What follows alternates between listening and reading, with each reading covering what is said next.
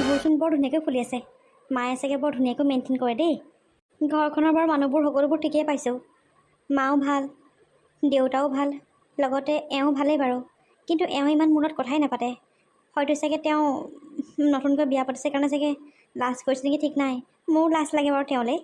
সকলোবোৰ কথা কিবা দেখোন খুলি ভাঙি ক'ব পৰাই নাই। নাজানো আৰু কেতিয়ানো এইবোৰ লাজ ভাগিব। বাকী যি কি নহওক বাৰু, মানুহজন ঠিকেই। মানুহজন ভাল হ'লে মানে আৰুনো কি লাগে। মা, তুমি সঁচাকৈ মোক বৰ ধুনীয়া মানুহ এঘৰতে বিয়া দিলা। সঁচাকৈ মই বহুত সুখী। মা, দেউতা, মানুহজন ইমান ভাল মানুহ নহয়। মোৰ বহুত ভাল লাগিছে এখন ঘৰত থাকি। কাম চাম তেনেকৈ ইমান কৰা নহয়। কাম কৰা মানুহ আহেই। কাম কৰা মানুহ আহি সকলোবোৰ কৈ থৈ যায়। এনেই থাকি থাকি মই কিবা বেমাৰীয়ে হ'মগৈ। মাক ক'ব লাগিব কাম কৰা মানুহজনীক আৰু আহিব নালাগে বুলি ক'বলৈ।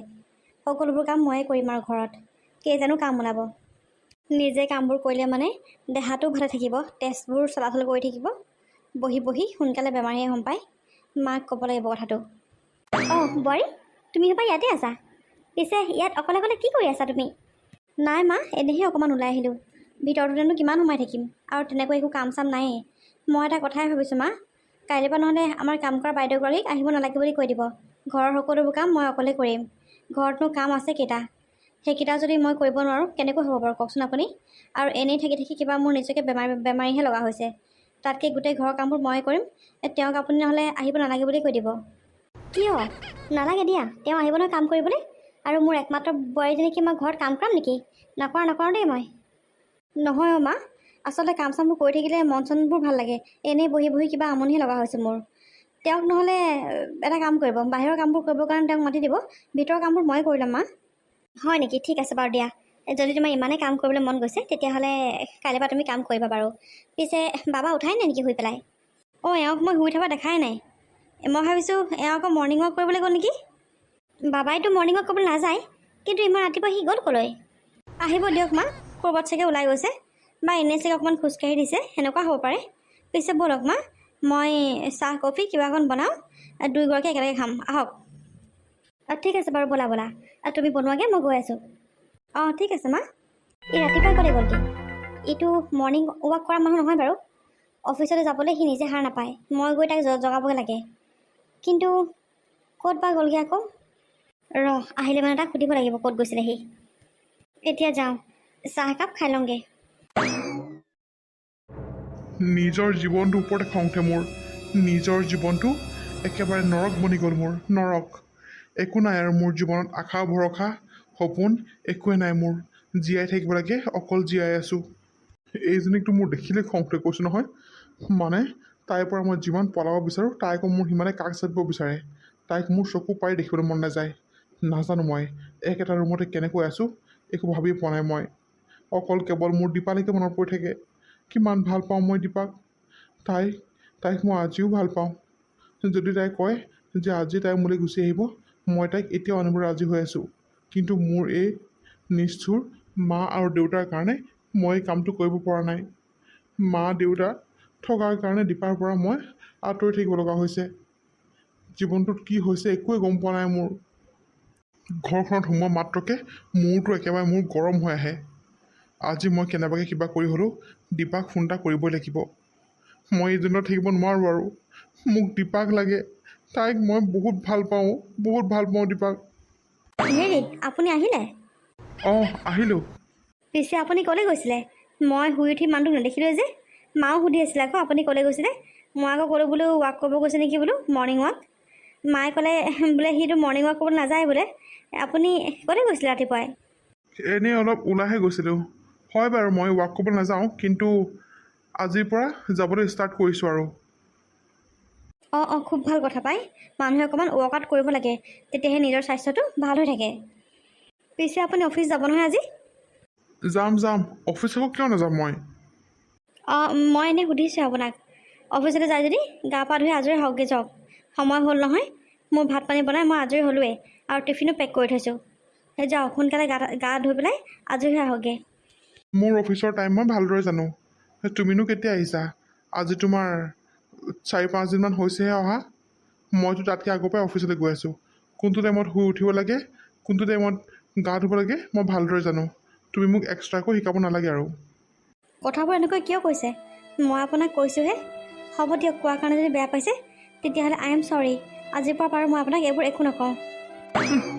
মোক অফিচৰ টাইম শিকাব না হেতাই। যা, বেয়া পালেও পা, উপায় নাই। এইবোৰ মাত মোৰ পৰা তই সদায় শুনিবলৈ পাবি। সোনকালেকে যাওঁগৈ অফিচলৈ আজি।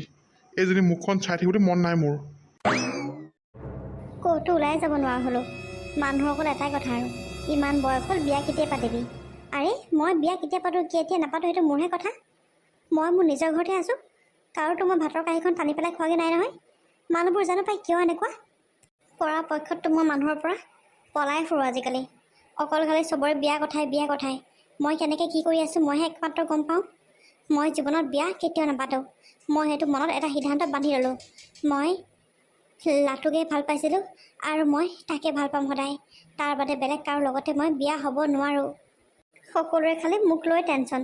বেলেগ কথাত টেনশ্যন লোৱা হ'লেতো ভালেই আছিলে।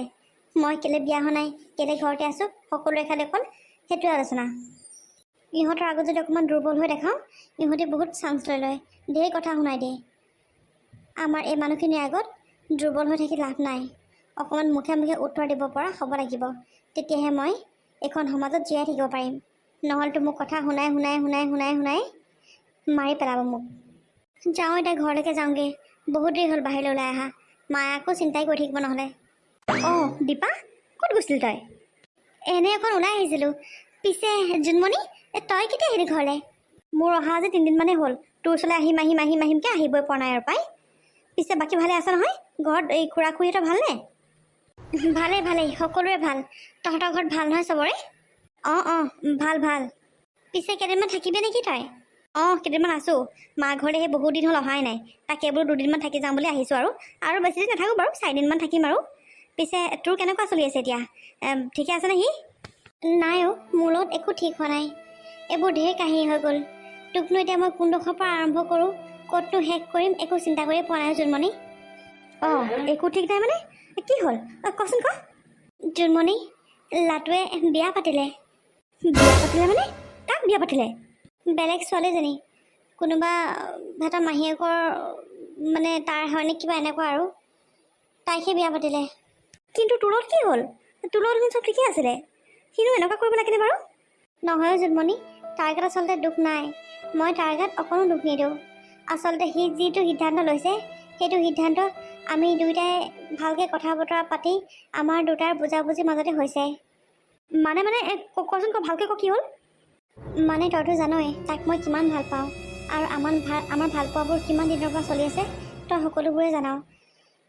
কি কবি আৰু, সিহঁতৰ মাকে মোক অকণোৱে মানি নলয়ো। মাকটো বাদেই দে, দেউতাকেও মোক অকণো মানি নলয়। সেইকাৰণে অৱশেষত আৰু উপায় নাই, মাকে তাক লাষ্ট অপশ্যন দি দিলে। যদি বোলে মোক বিয়া পাতে, তেতিয়াহ'লে মাক দেউতাকৰ ডেড বডি আমি গছকি পেলাইহে ভিতৰত বোলে সোমাব লাগিব, সেই বুলি ক'লে। সেনেকৈ কোৱাৰ পিছত আৰু তাকনো মই কি জোৰ কৰিম কচোন বাৰু। সেইকাৰণে দুয়োটাৰ বুজাবুজি এনেকুৱা হ'ল আৰু। তাৰ কিন্তু অকণো ইচ্ছা নাছিলে বিয়া পাতিবৰ কাৰণে। মাকহঁতক সি ইমানকৈ বুজালে, কিন্তু মাকহঁতে অকণো বুজি নাপালে। তাক অপশ্যন দিলে লাষ্টত, যে সি মোক চুজ কৰিব নে মাক দেউতাকক চুজ কৰিব। মইতো অভিয়াছলি তাক মোৰ ফালে কেতিয়াও মই টানি আনিব নোৱাৰোঁ ন। মই ইমান বেয়া মানুহ কেতিয়াও হ'ব নোৱাৰোঁ। কাৰণ যিজনী মানুহে তাক জন্মৰ পৰা ইমান কষ্ট কৰি ডাঙৰ দীঘল কৰিলে, যিজনী মানুহৰ কাৰণে সি এখন পৃথিৱী দেখিলে, যিজনী মানুহৰ কাৰণে সি মোক লগ পালে, সেইজনী মানুহৰ পৰা মই তাক কেতিয়াও আঁতৰাব নোৱাৰোঁ। মই ইমান নিষ্ঠুৰ কেতিয়াও হ'ব নোৱাৰোঁ জোনমণি, তইতো জানই মোৰ কথা। সেইকাৰণে আৰু মই ক'লোঁ, হ'ব দিয়া, মই কেতিয়াও বেয়া নাপাওঁ বোলো, আৰু তোমাক মই সদায় ভাল পাই থাকিম। তুমি বোলো মাহঁতে যিটোকে কয় সেইটোকে শুনা, সেনেকৈ ক'লোঁ আৰু। তাৰপিছত সেয়াই আৰু বিয়া পাতিলে সি। অঁ কথাবোৰ এনেকুৱাই হ'ল নেকি তহঁতৰ? ইছ ৰাম, কথাটো শুনি সঁচাকৈ বৰ বেয়া লাগিছে অ'। এনেকুৱা হ'ব বুলি মই কিন্তু কেতিয়াও ভবা নাছিলোঁ। সঁচাকৈ অ', ঈশ্বৰৰ ইচ্ছা আৰু আমিনো কি কৰিব পাৰিম নহয় জানো। পিছে এতিয়া তই কিবা চিন্তা কৰিছনে? তই পিছে বিয়া কেতিয়া পাতিম বুলি ভাবিছ? তাকেও, এইখন পৃথিৱীত ভগৱানতকৈ জানো কোনোবা ডাঙৰ হ'ব পাৰে? সেয়াই, ভগৱানে যি ইচ্ছা তাকে কৰিব পাৰে অ'। আচলতে মোৰ চাগে কপালত লেখাই নাছিলে। সেইকাৰণে তাৰ লগত মই ইমানবোৰ সপোন দেখাৰ পিছতো সেইবোৰ সপোন দিঠকত আনিব নোৱাৰিলোঁ। এতিয়া কি কৰিম আৰু, বিয়া নপতাৰ সিদ্ধান্ত লৈছোঁ মই। আচলতে লাটুক মই বহুত ভাল পাওঁ। তাৰ অবিহনে মই এক মুহূৰ্ত থাকিব নোৱাৰোঁ। নাজানো মই এতিয়া গোটেই জীৱনটো মই কেনেকৈ থাকিম, কিন্তু উপায় নাই। বুকুখন ডাঠ কৰি পেলাই থাকিব লাগিব আৰু। কিন্তু মই বেলেগৰ লগত বিয়া হোৱা সিদ্ধান্তটো এতিয়ালৈকে লোৱা নাই, আৰু মই কেতিয়াও নলমেই চাগে। কিন্তু তই ইমান ডাঙৰ সিদ্ধান্তটো কিয় ল'লি? গোটেই জীৱন তই কেনেকৈ থাকিবি কচোন? হা? মা দেউতা থকালৈকে বাৰু ভালেই লাগিব, তাৰপিছত তইতো জানই মানুহ মৰণশীল, জন্ম হৈছে যেতিয়া মৰিব লাগিবই। যদি মা দেউতাৰ কেতিয়াবা কিবা হৈ যায়, তাৰপিছত তই সেইটো জীৱন অকলে কেনেকৈ জীয়াবি বাৰু কচোন তই? নাজানো, আচলতে ইমান দূৰলৈকে মই চিন্তা কৰাই নাই। যি হ'ব হ'ব আৰু। মই এইবোৰ ইমান চিন্তা কৰি থকা নাই আৰু। এনেও ভগৱানে যিটো বিচাৰে সেইটোৱে হ'ব। বিচৰা বস্তুটো এনেও কেতিয়াও নাপাওঁ মই। সেইকাৰণে সকলোবোৰ ভগৱানকে এৰি দিলোঁ আৰু। জীৱনটোত যি হ'বলগীয়া আছে এনেই হ'বই। পিছে আমাৰ ঘৰলৈকে যাওঁ তোৰ লগত ইমান দেৰি ৰাস্তাতে বহি কথা পাতিলোঁ, ঘৰতে কথা পাতিব পাৰিলেহেঁতেন। মোৰ মা আৰু দেউতাকো লগ পাবি। মা দেউতাই তোক এনেও বহুত ভাল পায় আগৰ পৰাই, এতিয়া লগ পালে বহুত ভাল পাব। আমাৰ ঘৰলৈকে যাওঁ ঠিক আছে বাৰু বৈ, ঘৰতে গৈ ভালদৰে কথাখিনি পাতিম। কি হ'ল লাটু? তই কি বিয়া পাতি সুখী নহয় নেকি? তহঁতি মোক সুধিছ মই বিয়া পাতি সুখী নে দুখী? তহঁতিচোন চব জানই মই বিয়া পাতি কেনেকৈ সুখী হ'ম কচোন তই? কেনেকৈ সুখী হ'ম? দীপা অবিহনে মই কেনেকৈ জীয়াই আছোঁ একমাত্ৰ মই জানো আৰু ভগৱানে জানে।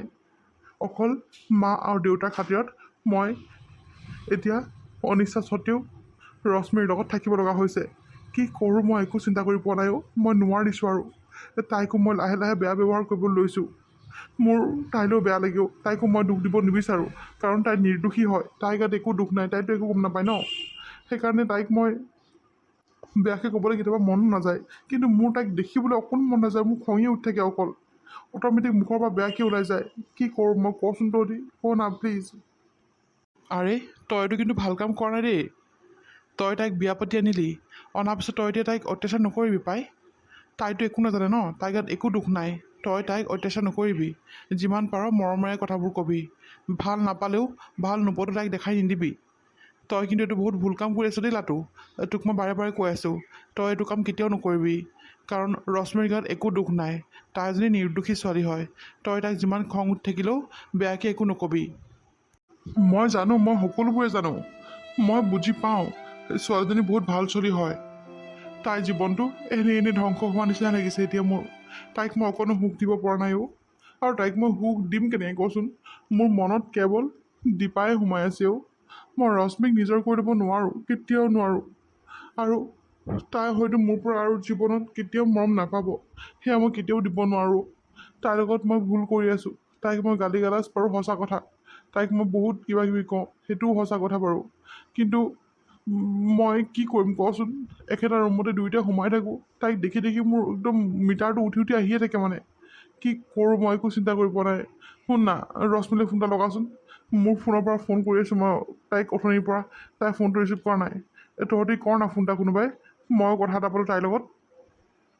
কি ৰশ্মিলৈ ফোন লগাচোন? ৰশ্মি নে দীপা? দীপালে ফোন লগাচোন। মাথাটো একদম কাম নকৰা হৈ গৈছে। সকলোবোৰ কিবা পাহৰি থকা নিচিনাই হৈছোঁ মই। দীপালে ফোন এটা লগা না। বাৰু মই ফোন এটা কৰি চাওঁ তাইলৈ। হেল্ল', দীপা, লাউডত দেচোন, লাউডত দে। ময়ো শুনো তাইৰ মাতটো, লাউডত দে না প্লিজ। হেল্ল', শুনিছনে দীপা? শুনিছোঁ, ক যতীন। কি কৰিছ তই? ভালে আছনে? কিনো কৰিবি, আছোঁ আৰু। ভাল বেয়া দেখোন সকলোবোৰ জানই। জীয়াই থাকিব লাগে, জীয়াই আছোঁ আৰু কি কৰিবি। বুজিছোঁ, সকলোবোৰ বুজি পাইছোঁ। মনটো দুখ নকৰিবি দে, তোৰ লগত আমি আছোঁ নহয়। ক না, মই তাইৰ লগত কথা পাতিম বুলি ক না। দীপা, তোৰ লগত বোলে লাটুৱে কথা পাতে, আৰু তোক সি ইমান বাৰে বাৰে ফোন কৰি আছে, তই তাৰ ফোনটো কিয় ৰিচিভ কৰা নাই কচোন? মই কাৰো লগত কথা নাপাতো যতীন। মোৰ মনটো একেবাৰে ভাল লগা নাই। আৰু এতিয়া সি যিহেতু বিয়া পাতিলে, তাৰ এগৰাকী পত্নী আছে। তাৰ এগৰাকী পত্নী থকা স্বত্বেও মই তাক লগত কথা পাতিব নোৱাৰোঁ। মই এইটো কাম কৰিব নোৱাৰোঁ কেতিয়াও। হ'ব দে বাই, মই ফোনটো ৰাখিছোঁ। খবৰ লোৱাৰ কাৰণে বহুত বহুত ধন্যবাদ তহঁতক। আৰে শুনচোন, কাটিয়ে দিলে ফোনটো। তাই অকণো কথা শুনিব বিচৰা নাই। তাই মেণ্টেলি কেনেকুৱা হৈছে মই বুজি পাইছোঁ। আৰু এনেও তহঁতৰ বিয়া পতা আজি বেছিদিন হোৱাই নাই। তাই কেনেকৈ আছে তাইহে গম পাইছে।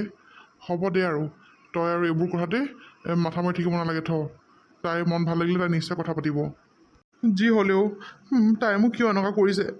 দুয়োটাতো আমি বুজাবুজিৰ মাজতে মই এইটো সিদ্ধান্ত ল'লোঁ ন। এতিয়া তাই মোক এনেকুৱা কিয় কৰিছে বাৰু? সকলো ঠিক হ'ব ৰ, খালি ধৈৰ্য ধৰ। আৰু এতিয়া যা সোনকালে ঘৰলৈ, বহুত দেৰি হ'লগৈ। মাহঁতে তোৰ কাৰণে ৰখি থাকিব নহয়। আৰু তই সদায় তাইক এনেকৈ অত্যাচাৰ নকৰিবি, কাৰণ তাইৰ গাত অকণো দুখ নাই। তাই এজনী নিৰ্দোষী ছোৱালী। যা এতিয়া ঘৰলৈ সোনকালে, আমিও যাওঁ। অঁ লাটু, ই ঠিকে কৈছে। যা সোনকালে যা, আৰু ঘৈণীয়েৰক এনেই অত্যাচাৰ নকৰিবি তই। আমিও আহিছোঁ দে। ঠিক আছে বাৰু দে।